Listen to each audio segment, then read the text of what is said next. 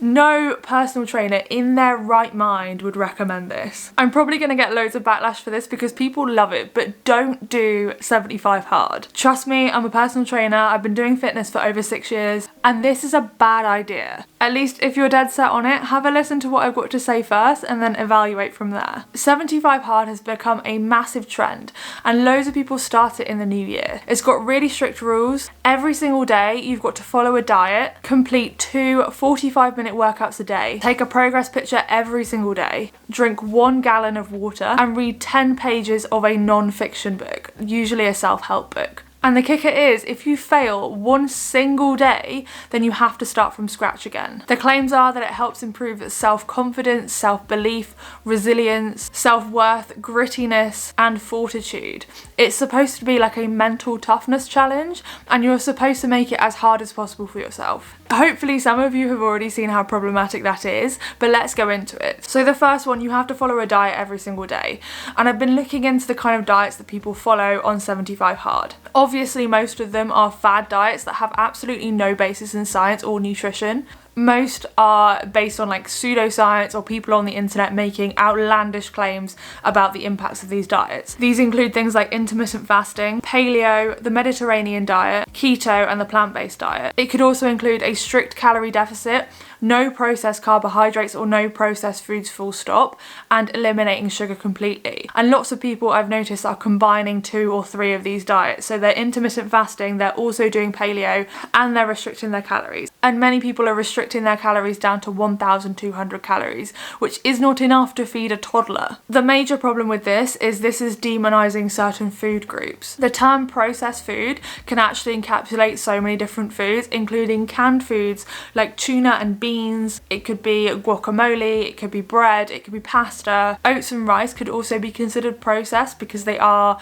like, the oats are milled to get them to that point. So things like flour are definitely in there. Often people eliminate all processed foods, but then they'll still eat protein powder and take supplements that have dubious quantities of random things in there. I've got experience with keto myself, and it gave me serious health issues that I had to see the doctor about. There is no room for maneuver with this. It is like a punishment, and you're not allowed to have any cheat days. And although I don't agree with cheat days, I think you should have a balanced diet that you can stick to throughout the year. Having no days off leads to such restrictive behaviour, and it can also mean that you're not socialising, you're not going out with your friends to eat food, you're not meeting up with family. And being this restrictive with food groups and tracking calories this much can lead to disordered eating behaviours. I have done many of these fad diets myself, and I've struggled with the EDs. Dieting has been the main trigger for making me sick again. None of these are conducive to a good relationship with food, and any nutritionist will tell you that moderation is key, and being able to have anything. If you want a donut, you should be able to have a donut. If you want to have some bread, you definitely should be able to have some bread. Your brain needs carbs to function. And even if it's just for a temporary period, these diets can do some serious damage to your body and to your health and to your brain and the way you think about food. So next, we've got 2 45-minute workouts a day, and one of those has to be outside. And this is every single day of 75 days.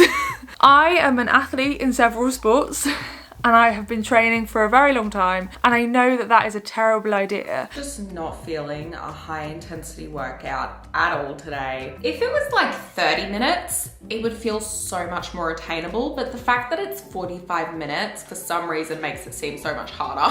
When I was struggling with my ED, I did train every single day. I didn't have any rest days because I thought that I would put on weight if I had any rest days. And the impact that had on my body, my joints started to get sore, I started to get serious inflammation, I was very stressed, and then I was obviously having all of the other symptoms that came with my very problematic ED. But if you don't take rest days, you're more prone to injury. Your body can't recover. You can't actually gain strength properly if strength is one of your goals. And even if you're like running or doing something for general fitness, your body needs time to recover and repair so that it can adapt to the changes that you're trying to make to it. So if you're trying to get fitter or faster at running, your body needs a rest day still. And by this method, if you just have one day off, if your body is screaming at you after 60 days of brutal exercise and you have one day off, you have to start from scratch. I didn't finish all of my tasks today, and I failed the challenge, guys. And it feels so good to give up. It is ridiculous. No personal trainer in their right mind would recommend this because you're just so injury prone at this point. Your body is at a point where it's pushed to its absolute limit, and I know that's supposed to be the point, but it's not good for you. And this is only going to make you hate exercise. I feel like crap about not being able to complete this, but I'm just so exhausted. I'm just so exhausted. I can't do it. I'm tired.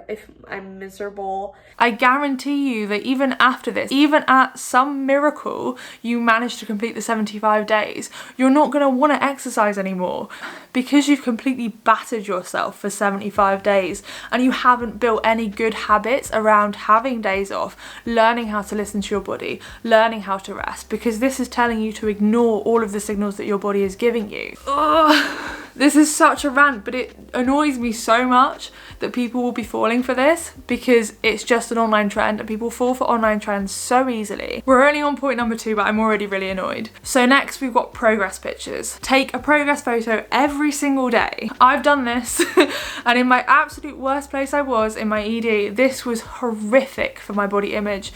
It would make me analyse every single little part of my body. And if the point of 75 Hard is to improve your self-confidence, improve mental resilience and mental toughness and general mental well-being, get you into fitness, like kickstart your fitness, this is unrelated.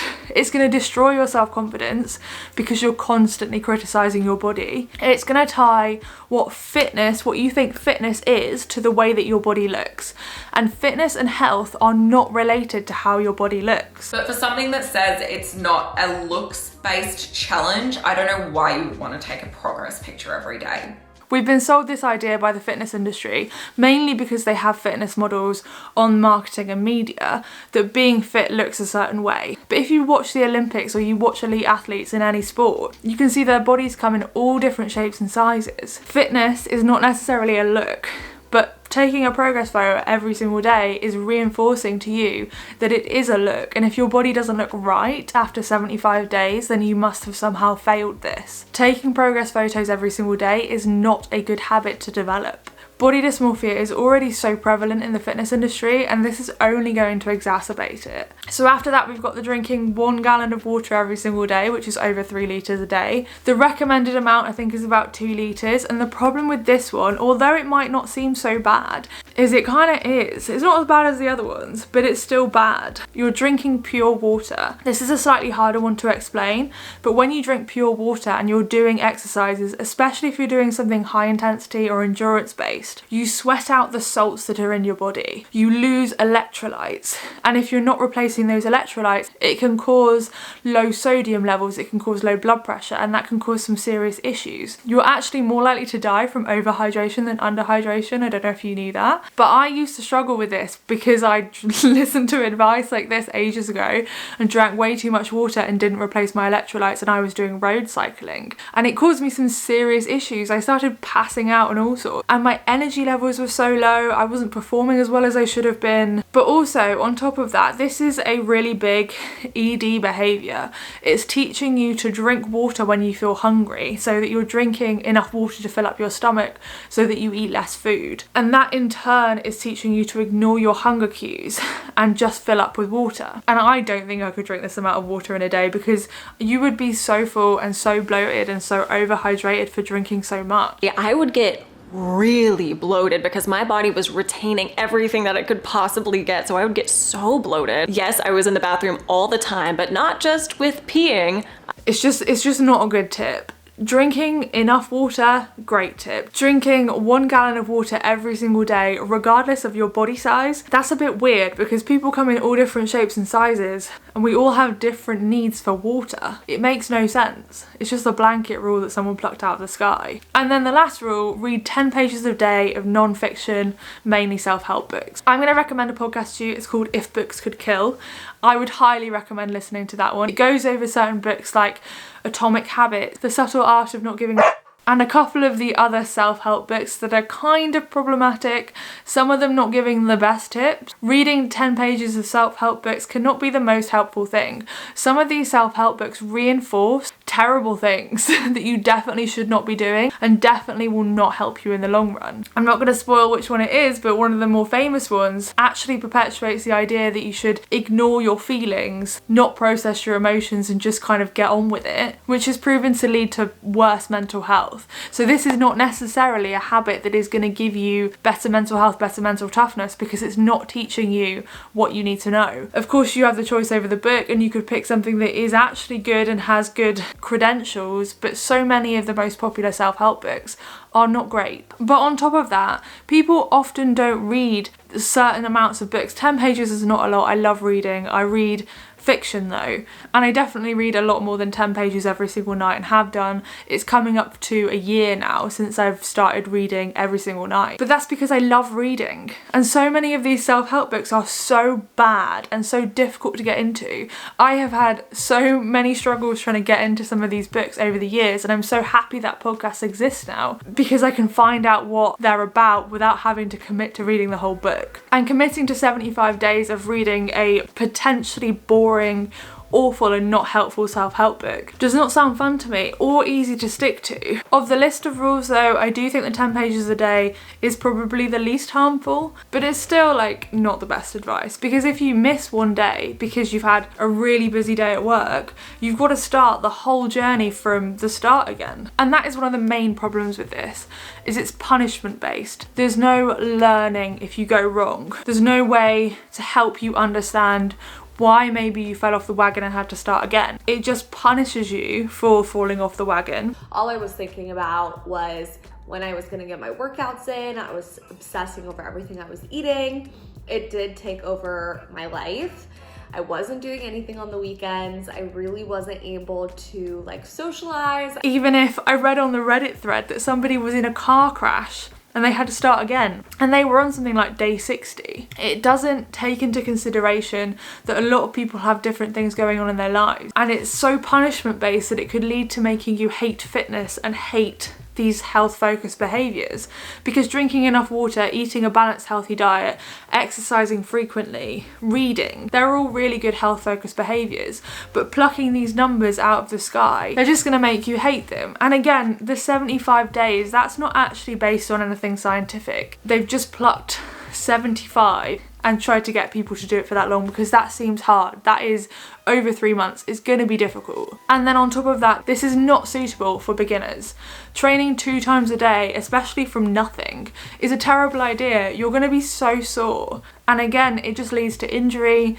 If you're a beginner, you shouldn't be starting with that many workouts. You definitely shouldn't be starting with double days. And then on top of that, there is no plan for when the program finishes. I saw on the Reddit feed there was one guy that finished the program and he's like, I'm gonna go and eat all of the carbs and all of the foods that he'd been banned for so many weeks. And then he's gonna start again in January. That's not helped. It's not built any healthy behaviours. He's going back to a diet. He's almost binging because he's been restricted for so long. He's going back to eating all of the foods that he ate before, and then he's just going to get back on it again in January. It's becoming that like binge and restrict behaviour. It's not building healthy, sustainable habits that you can carry on for the rest of your life and build longevity. It's building a problematic relationship with food and exercise, and it could cause yo-yo dieting and make this the norm for you. It could take somebody with a perfectly healthy relationship with food and really mess that up. I'm sorry for ranting at you for about 20 minutes, but I feel really passionately about this. As a personal trainer, I like to see people succeed, and I like to see people get on their fitness journey and make it something that they can continue for the rest of their life. And I don't want to see people injured and with disordered eating behaviours because of the things that they've tried. If you're interested in starting your own fitness journey and you want to do it in a way that isn't super toxic and unsustainable, then watch this video next. I also have a functional training program for beginners and for intermediates if you'd like to start that. I hope I convinced you not to do it. Thank you for watching, and I'll see you next time. Bye.